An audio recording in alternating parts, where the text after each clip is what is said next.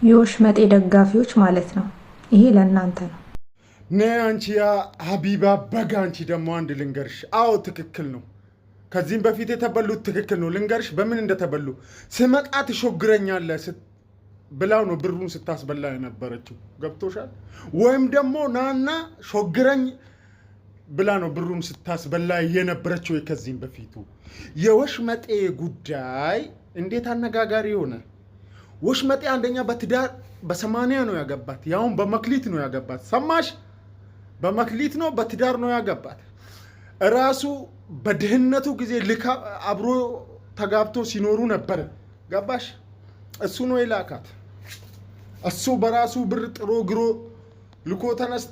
ልኳት ተነስቶ እሷ እዛ ከደረሰች አንዱ ከሸጎራት በኋላ አልፈልግህም ትላለች። እንዴት ነው አልፈልግህም የምትለው? እንስራ አብረን ባጃ ግዢልኝ ብቻ ነው እኮ ያለ። ገብቶሻል?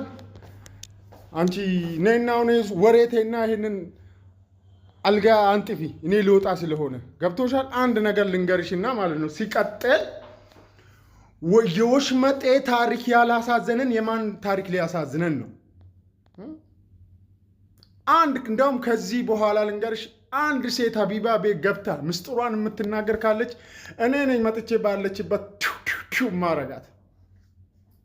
ይኸው እያየሽኝ ነው አዳሜ። እኔ ነኝ መጥቼ አንድ ሴት መታ ምስጢሯን ሀቢባ ቤት ከተናገረች።